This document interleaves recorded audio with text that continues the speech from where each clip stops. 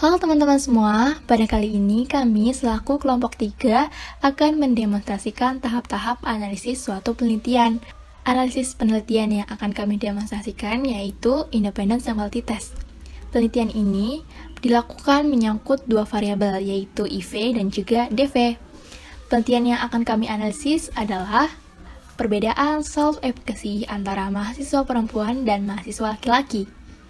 Untuk selanjutnya, rumusan masalah dari penelitian ini yaitu apakah terdapat perbedaan self-efficacy antara mahasiswa perempuan dan mahasiswa laki-laki? Lanjut untuk hipotesisnya, hipotesis dari penelitian ini adalah untuk H0-nya tidak terdapat perbedaan self-efficacy antara mahasiswa perempuan dan mahasiswa laki-laki. Untuk HA-nya yaitu terdapat perbedaan self-efficacy antara mahasiswa perempuan dan mahasiswa laki-laki. Telah disebutkan tadi bahwa analisis yang kami lakukan adalah uji komparasi dengan menggunakan Independent Sampling Test. Mengapa kami memilih analisis ini? Karena analisis ini digunakan untuk menguji signifikansi perbedaan rata-rata skor hasil pengukuran pada dua kelompok yang tidak saling berhubungan atau independen. Pada variabel dari penelitian kami terlihat jelas dan termasuk ke dalam kegunaan analisis Independent Sampling Test ini. Karena dependent variable kami adalah self-efficacy dan independent variable kami adalah mahasiswa laki-laki dan mahasiswa perempuan. Di mana variabel tersebut yaitu independen dan tidak saling berhubungan dan termasuk dalam kategori real. Selanjutnya, yaitu ada syarat-syarat agar suatu penelitian dapat menggunakan Independent Sampling Test. Apa saja syarat-syaratnya? Ya, syarat-syaratnya yaitu yang pertama, data harus terdistribusi normal. Yang kedua, variabel kelompok tidak saling berkaitan. Yang ketiga, data independen variabel antar kelompok berjenis nominal atau kategorik. Dan data dependent variabelnya interval ataupun rasio. Selanjutnya, untuk H0, pada analisis ini, jika nilai signifikansinya kurang dari 0,05, berarti H0-nya itu ditolak dan hanya diterima. Jika pada analisis ini hasilnya signifikansinya lebih besar daripada 0,05, berarti H0-nya diterima dan HA-nya ditolak. Mari kita lanjut. Sebelum kita memulai demonstrasinya, kita harus masuk ke dalam pengujian normalitas terlebih dahulu. Nah, sebelum menguji normalitas, kita juga perlu memasukkan data mentah terlebih dahulu. Berikut adalah data mentah dari penelitian ini.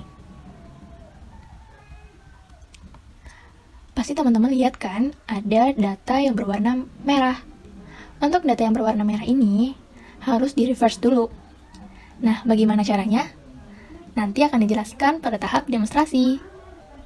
Lalu terdapat coding book juga yang harus teman-teman ketahui dan harus menjadi pedoman untuk teman-teman mengcoding data yang sudah ada.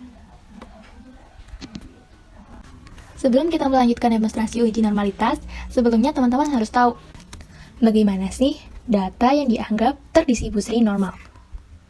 Berikut adalah penjelasan bagaimana sih data yang dianggap terdistribusi normal. Nah, yang pertama, jika H0 diterima pada nilai signifikansi di atas 0,05, itu berarti data telah dianggap terdistribusi normal. Yang kedua, data yang terdistribusi normal adalah data yang persebarannya menjadi kurva bermula dari histogram, lalu 95% dari seluruh data berada di bagian tengah kurva. Selanjutnya, bentuk kurva pun berbentuk dan terbentuk dari data yang dimiliki. Samakah dengan bell-shaped curve atau data terdistribusi normal?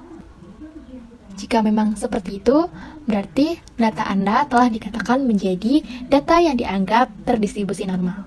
Jika data Anda dianggap terdistribusi normal, berarti hipotesisnya adalah H0, yaitu berarti tidak terdapat perbedaan antara persebaran data yang didapat dengan persebaran data normal, yang berarti nilai signifikansinya harus lebih dari 0,05. Adapun cara membaca output dalam pengujian normalitas ini akan dijelaskan pada saat demonstrasinya. Mari kita lanjut. Setelah kalian memahami apa itu data yang telah terdistribusi normal, maka kita lanjut kepada data outlier. Biasanya, setelah pengujian normalitas, ternyata terdapat hasil yang tidak normalitas. Hal tersebut bisa disebabkan oleh data outlier. Apa itu data outlier? Data outlier ini disebut juga dengan data pencilan. Data outlier adalah data observasi yang muncul dengan nilai-nilai ekstrim, baik secara univariat maupun multivariat. Yang dimaksud dengan nilai-nilai ekstrim ini dalam observasi adalah nilai yang jauh atau beda sama sekali dengan sebagian besar nilai lain dalam kelompoknya. Karena dalam pengujian independent sample t-test data harus terdistribusi normal, maka kita perbaiki data outlier ini. Berikut adalah tahap-tahap pengujian data outlier yang akan didemonstrasikan di tahap selanjutnya. Namun, jika pengujian data outlier telah selesai dan data yang diperoleh telah normal, data outlier tersebut tidak wajib dihapus. Namun, jika setelah pengujian masih tidak normal, data tersebut wajib dihapus. Mari kita lanjut ke tahap demonstrasi yang akan dijelaskan oleh Kak Sinta. Baiklah, berikut ini kita akan masuk pada bagian demonstrasi, yakni berkaitan dengan tahapan persiapan sebelum kita menganalisis independent sample t-testnya, yakni dengan cara menginput datanya, lalu mengatur variabel view dari data tersebut, kemudian mereverse item, serta menghitung total skornya. Di sini kami sudah mempersiapkan SPSS yang masih kosong seperti ini dan juga data yang akan dianalisis melalui Microsoft Excel terlebih dahulu. Pada tabel JK ini merupakan tabel jenis kelamin dari partisipannya, di mana L merupakan laki-laki dan juga P merupakan perempuan. Lalu tabel di sebelahnya adalah tabel self-efficacy, variabel self-efficacy, dan ada nomor item dari 1 hingga 10 beserta juga dengan skor-skornya di bawahnya. Nah, sebelumnya kita juga harus mengkodekan terlebih dahulu data berikut ini, karena di SPSS kita tidak bisa mengolah data berupa kata atau huruf, namun kita harus mengolah data angka. Untuk itu di sini sudah dipersiapkan juga data codingnya, bahwa laki-laki akan dikoding dengan angka 1 dan perempuan akan dikoding dengan angka 2. Berikutnya saya tunjukkan juga data yang sudah kami coding, maka akan menjadi seperti ini. Bisa dilihat sebelumnya, di sini L, tulisannya masih L laki-laki, dan di sini sudah menjadi angka 1. Begitu seterusnya hingga data selesai. Hingga kita menyelesaikan 100 partisipan yang ada di data berikut ini. Sementara untuk tabel self-efficacy-nya, pemaknaan dari skala 1 sampai 6 seperti ini. 1 berarti sangat tidak setuju, 2 tidak setuju, 3 agak tidak setuju, 4 agak setuju, 5 setuju, dan 6 sangat setuju. Jika datanya sudah dipersiapkan seperti ini, maka berikutnya kita copy paste dengan cara memblok data ini. Kita copy paste seperti biasa.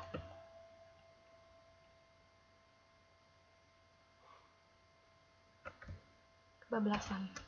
Lalu kita pencet Ctrl+C untuk di copy dan beralih ke SPSS. Ya, berikutnya kita akan pastekan data yang sebelumnya telah kita persiapkan di Microsoft Excel ke SPSS pada bagian data view ini. Karena terdapat 2 tab di SPSS, yakni data view dan juga variable view. Nah, kita masukkan di data view-nya terlebih dahulu ya. Kita pastekan.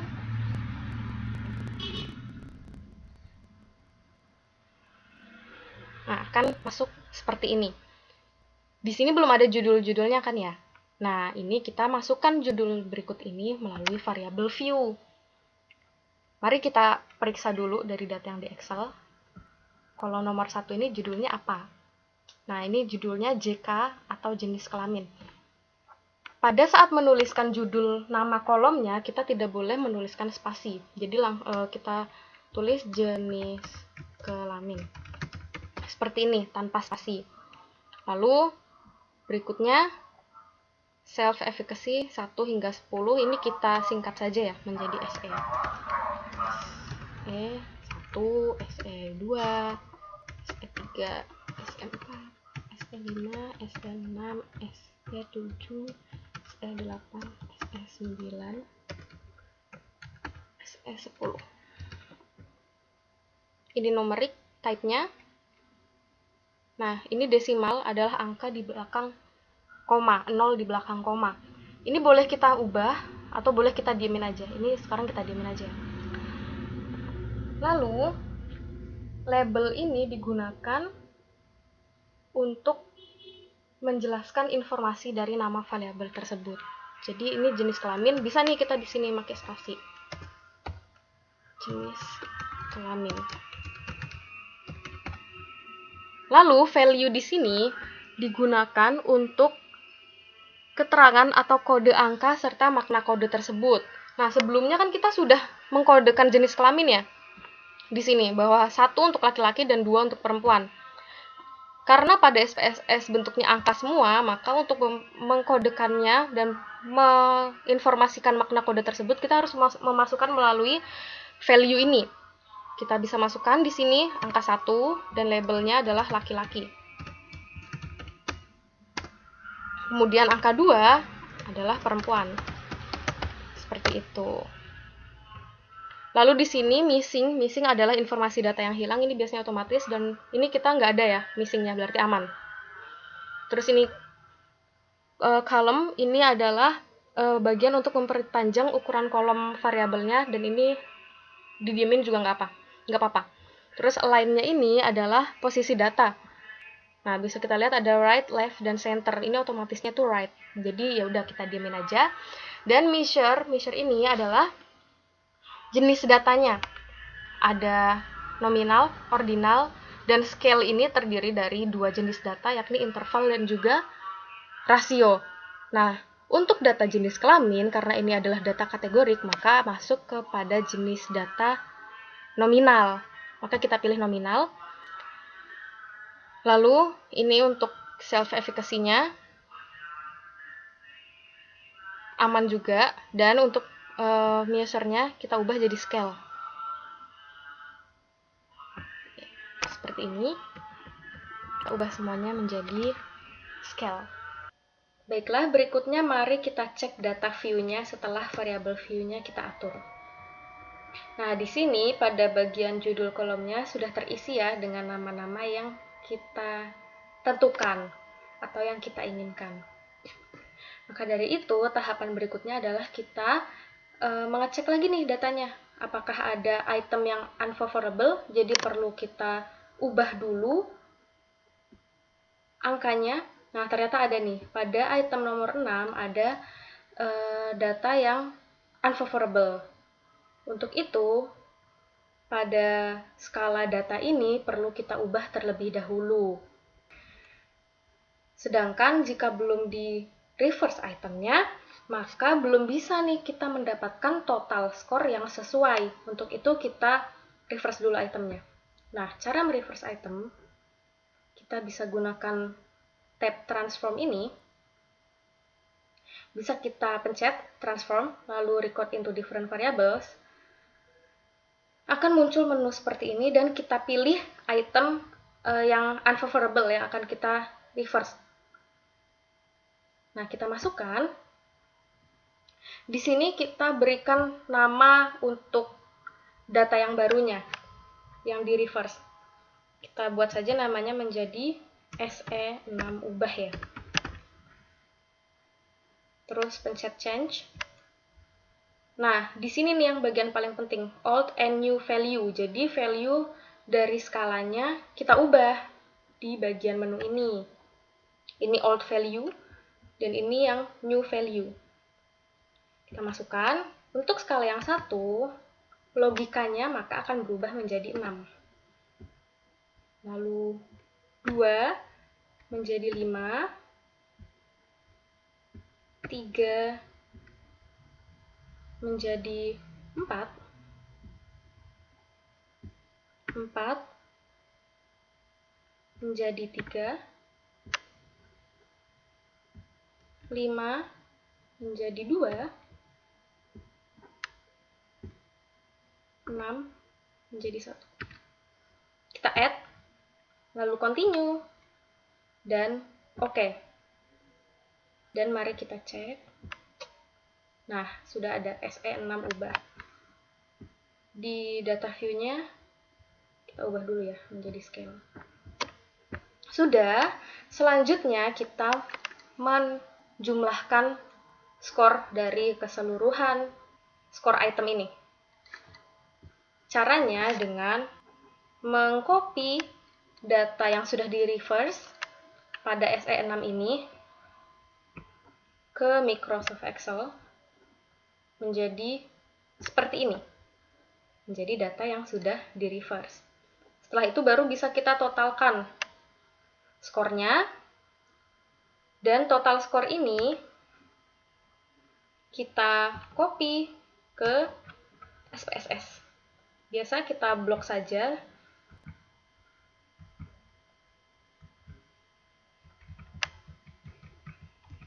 Kita copy dengan menekan tombol CTRL-C. Lalu masukkan ke SPSS. Kita letakkan di paling ujung. Lalu di paste. Nah, setelah itu kita atur lagi variabel view-nya. Kita gunakan nama total score saja ya. Ini aman semua. Dan skalanya kita ubah menjadi scale. Setelah seperti ini, baru datanya bisa kita lakukan untuk ke tahap berikutnya, yakni uji normalitas untuk mengecek apakah data ini memenuhi persyaratan untuk dilakukan uji hipotesis independent sample test.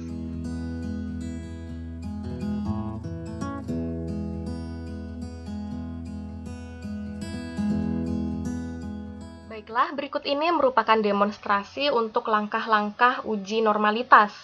Yang pertama, kita bisa menekan tombol Analyze yang ada di sini.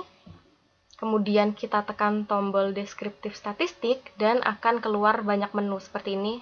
Kita pilih yang Explore. Kita tekan bagian Explore. Lalu setelah itu tampilannya akan seperti ini. Kemudian kita masukkan total score yang sebelumnya sudah kita hitung ke bagian dependent list. Seperti ini. Lalu kita tekan plots dan kita centang bagian normality plots with test. Ini bagian yang paling penting ya, harus dicentang dalam uji normalitas. Dan juga histogram kita centang.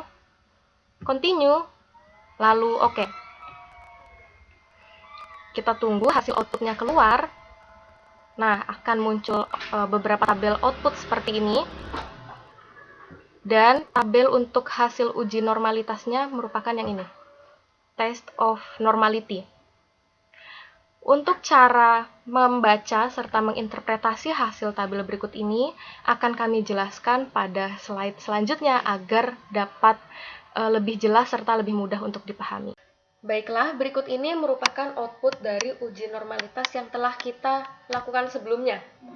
Terdapat 3 jenis tabel di sini, dan tabel yang terpenting dalam uji normalitas adalah tabel test of normality, yang dapat menunjukkan hasil uji normalitas yang kita perlukan. Kita dapat melihatnya melalui tabel bagian Kolmogorov-Smirnov ini, karena jumlah partisipan yang kita gunakan dalam penelitian berikut ini adalah 100 orang atau lebih dari 50 partisipan. Sehingga kita memerlukan hasil uji normalitas dari tabel Kolmogorov-Smirnov berikut ini. Nah, interpretasinya adalah jika p-value lebih besar dari signifikansi 0,05, maka dapat disimpulkan bahwa data berdistribusi normal. Nah, kita perhatikan pada data yang kita dapatkan berikut ini, yakni signifikansinya sebesar 0,200, maka 0,200 lebih besar dari 0,05, sehingga dapat disimpulkan bahwa data yang kita miliki saat ini berdistribusi normal. Selanjutnya, berikut ini merupakan demonstrasi langkah-langkah untuk menemukan outlier pada suatu data penelitian. Langkah-langkahnya sebenarnya cukup mirip dengan uji normalitas. Yang pertama, kita bisa menekan tombol Analyze, kemudian Descriptive Statistic, kemudian Explore. Perbedaannya, di sini kita menekan tombol statistik, bukan plots. Kemudian kita tekan tombol outlier-nya, dan continue, lalu oke. Kita tunggu hasilnya. Nah, pada tabel output akan keluar seperti ini.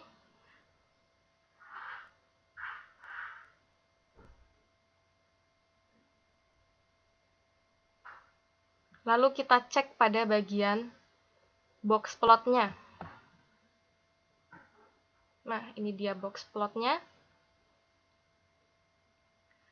Pada bagian yang di luar garis, di luar garis ini dan ini akan tertera angka, di mana angka ini menunjukkan data partisipan yang merupakan outliers, dan perlu kita hapus jika normalitas dari data penelitian kita ini tidak normal.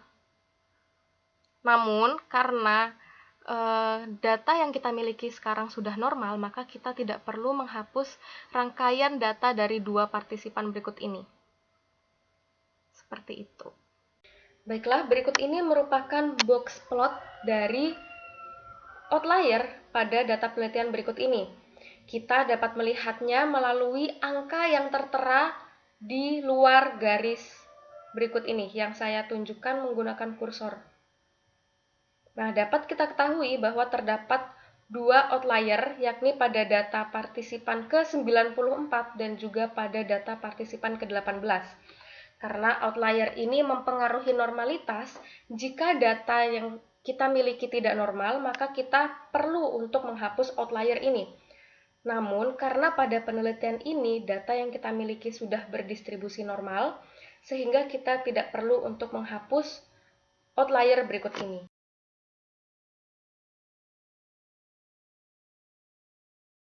Baiklah, berikut ini merupakan demonstrasi langkah-langkah untuk melakukan independent sample t-test.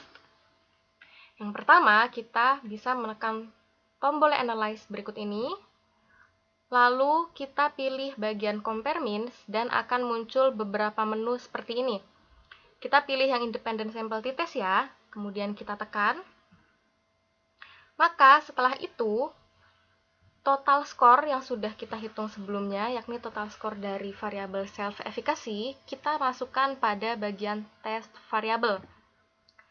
Dan juga pada bagian jenis kelamin yang sudah kita berikan value sebelumnya, yakni 1 laki-laki dan 2 perempuan, kita masukkan pada bagian grouping variable. Lalu setelah itu, kita tekan define groups.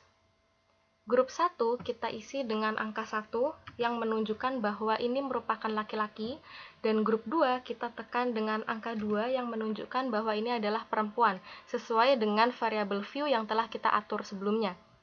Lalu kita tekan continue dan oke. Nah, berikut ini sudah muncul hasil outputnya, terdapat dua tabel di sini, yakni Group Statistics dan juga Independent Sample t-Test. Untuk cara membaca serta menginterpretasi kedua tabel berikut ini, maka akan kami jelaskan pada slide berikutnya agar dapat lebih jelas serta mudah untuk dipahami. Sekarang kita masuk ke output Independent Sample t-Test. Pada saat kita melakukan uji Independent Sample t-Test di SPSS, maka akan keluar dua output. Yang pertama yaitu grup statistik. Di grup statistik ini akan terlihat perbedaan min laki-laki dan perempuannya. Dan juga dapat dilihat jumlah laki-laki dan perempuan. Bisa dilihat di sini jumlah laki-lakinya 42 dan jumlah perempuannya 58. Setelah itu kita akan melihat tabel Independent Sample t-Test. Terdapat Levins Test for Equality of Variance. Ini merupakan uji homogenitas. Di sini kita lihat signifikansinya. Ingat pada uji homogenitas, jika signifikansinya lebih dari 0,05, maka varian pada tiap kelompoknya itu homogen. Jadi kita lihat di sini signifikansinya 0,931, artinya lebih dari 0,05, maka artinya varian pada tiap kelompok jenis kelaminnya itu homogen. Kemudian, yang mana yang kita baca untuk independent sample t-testnya? Maka yang kita lihat di sini adalah signifikansi total. Jika p-value-nya lebih dari 0,05, maka HO-nya diterima. Sekarang kita lihat di sini signifikansinya yaitu 0,143. Artinya signifikansinya itu lebih dari 0,05.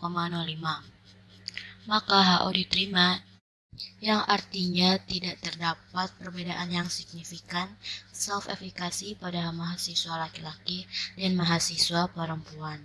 Selanjutnya terdapat degree of freedom. Apa itu degree of freedom? Degree of freedom itu derajat kebebasan dalam kelompok sampel. Nah, degree of freedom ini ada di statistik inferensial. Jika ingin pembahasannya, maka bisa dibuka pembelajaran pada statistik inferensial. Lalu, selain kita melihat dari p-value signifikansi totalnya, untuk mencari tahu independent sample t-testnya, maka kita bisa melihat dari t-hitung. Nah, tapi jika kita melihat dari t-hitung, maka komparasinya harus dengan t-tabel. Dan t-tabel biasanya ada di lampiran buku statistik. Dan karena kita tidak punya, maka bisa dengan signifikansi saja.